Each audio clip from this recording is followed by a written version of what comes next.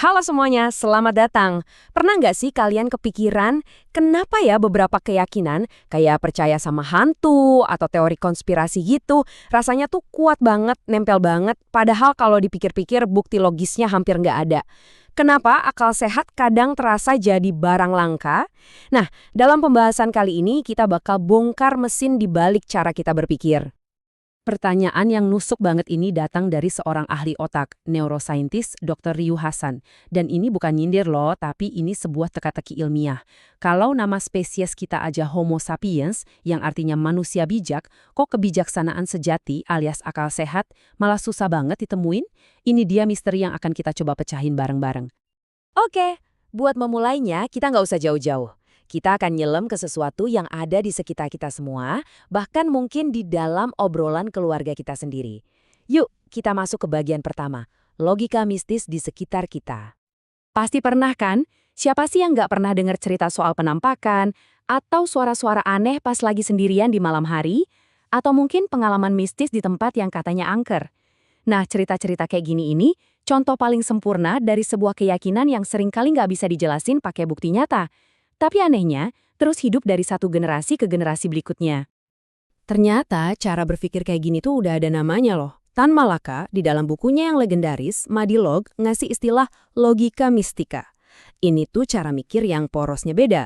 Pertanyaannya bukan lagi apa buktinya, tapi geser jadi siapa yang bilang. Jadi logika ini nggak jalan di atas rel fakta, tapi di atas rel kepercayaan dan siapa yang punya otoritas. Nah, ini yang seru banget nih dari penjelasannya Dr. Ryu Hasan. Coba deh kita lihat tabel ini. Hantu di Jawa, ya isinya pocong, kuntilanak. Beda sama di Sumatera. Beda jauh lagi sama di Inggris, yang isinya vampire atau werewolf. Kalau hantu itu beneran ada secara objektif, kenapa pocong nggak pernah iseng muncul di London? Ini jadi bukti kuat kalau hantu itu sebetulnya adalah konstruksi budaya. Otak kita melihat hantu yang emang udah ada di dalam database memori budaya kita. Oke. Jadi kalau ini semua cuma konstruksi pikiran, kok otak kita gampang banget ya percayanya? Nah, buat jawab itu, kita harus lihat hardware, alias perangkat keras yang kita semua pakai.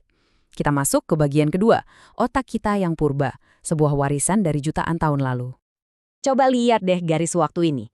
Spesies kita, Homo sapiens, itu udah ada sekitar 350.000 tahun. Selama hampir seluruh waktu itu, otak kita ditempa cuma buat satu tujuan utama, bertahan hidup. Bukan buat riset ilmiah, metode ilmiah yang rasional itu baru kita kenal sekitar 300 tahun terakhir. Dalam skala evolusi, itu bahkan nggak ada sekejap mata. Jadi settingan default otak kita itu bukan buat sains, tapi buat survival. Gini deh bayanginnya, ada dua jenis kebenaran. Selama ratusan ribu tahun, yang paling dominan ya kebenaran berbasis otoritas. Kalau kepala suku bilang ada roh jahat di hutan sebelah, kita nggak punya waktu buat nanya, boleh lihat datanya Pak? Kita langsung percaya. Dan seluruh kelompok bergerak bareng-bareng. Ini semacam lem sosial yang bikin semua orang aman. Nah, kebenaran berbasis bukti yang jadi landasan sains itu pemain baru yang radikal banget. Dan kutipan dari Dr. Ryu Hasan ini ngerangkum semuanya dengan brilian. Coba pikirin deh, jatuh cinta itu kan gak rasional. Mutusin punya anak dan ngebesarinya itu rugi bandar kalau dihitung secara kalori. Tapi justru tindakan-tindakan nggak rasional inilah yang bikin spesies kita jalan terus. Jadi logika mistis itu pada masanya ngasih keuntungan evolusioner. Oke, tadi itu soal hardware purba kita ya. Sekarang kita lihat softwarenya. Gimana lingkungan modern kita, pendidikan dan masyarakat ngelatih cara kita pakai otak ini. Apakah kita dilatih untuk jadi kritis atau justru sebaliknya? Wah, ini ide yang dalam banget. Pola pikir kita itu bukan sesuatu yang statis, tapi hasil dari latihan terus-menerus sejak kita kecil. Apa yang kita baca, apa yang kita tonton, sistem sekolah yang kita jalani, semuanya itu adalah bentuk latihan yang ngebentuk cara kita ngambil keputusan setiap hari. Pertanyaan yang wajar banget kan? Kalau cara mikir kita adalah hasil latihan, terus kita ini sebenarnya dilatih buat jadi apa sih? Jawabannya mungkin bakal bikin kalian kaget. Jadi, di tahun 1986 ada sebuah survei di Kediri yang melibatkan Dr. Ryu Hasan. Ditemukan IQ rata-rata pelajar di sana adalah 109. Oke, ingat-ingat ya angka ini. Dan ini adalah angka IQ rata-rata nasional Indonesia menurut data terbaru, 78. Turunnya bukan cuma dikit, ini anjlok. Pertanyaannya, kok bisa? Apa yang terjadi? Nah, ini dia kesimpulan yang tajam banget dari Dr. Ryu Hasan. Penurunan drastis ini bukan kebetulan, bukan juga takdir. Ini adalah hasil dari sebuah sistem. Sebuah latihan massal yang, disadari atau enggak, lebih menghargai kepatuhan daripada rasa penasaran yang kritis. Pola pikir kayak gini tuh bukan cuma masalah personal, ini punya konsekuensi yang nyata banget di tingkat negara. Yuk kita lihat apa biaya yang harus ditanggung oleh sebuah bangsa. Profesor Bagus Muljadi menyebutnya kompleks inferioritas intelektual. Lihat aja contoh-contoh ini. Gila kan? Kita punya sistem irigasi subak di Bali yang diakui dunia, tapi yang diundang jadi pembicara utama di World Water Forum malah Elon Musk. Kita punya pengetahuan leluhur soal gempa, tapi buat nganalisis batu dari tanah sendiri, sampelnya dikirim ke Inggris. Kita seakan-akan selalu butuh stempel dari luar untuk merasa pengetahuan kita itu valid. Nah, ini pertanyaan paling inti dari Profesor Muljadi. Tanpa narasi intelektual dan budaya kita sendiri yang kuat, apa kita di panggung dunia ini cuma bakal jadi pemasok nikel dan panas bumi? Sebidang tanah yang kaya sumber daya alam, tapi kosong secara gagasan? Tanpa narasi, kita bukan bangsa. Kita cuma sebatas geografi. Oke.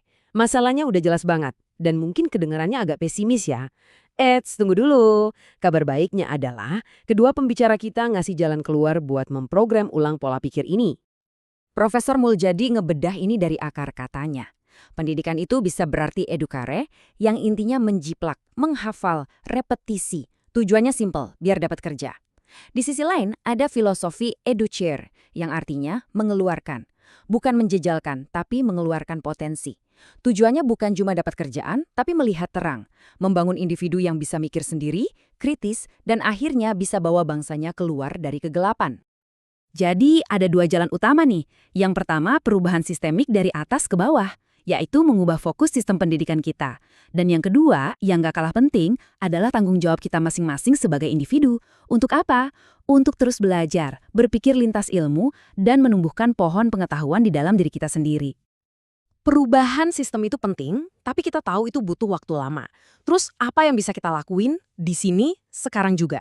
Nah, ini yang membawa kita ke pesan terakhir yang paling memberdayakan dari semua ini. Kita sering banget kan dengar slogan mengabdi untuk negara. Tapi pernah nggak kita berhenti sejenak dan nanya, apa sih maknanya yang sejati? Apakah itu artinya mengorbankan diri secara buta untuk sebuah institusi? Atau ada makna lain yang jauh lebih dalam? Dan inilah jawabannya.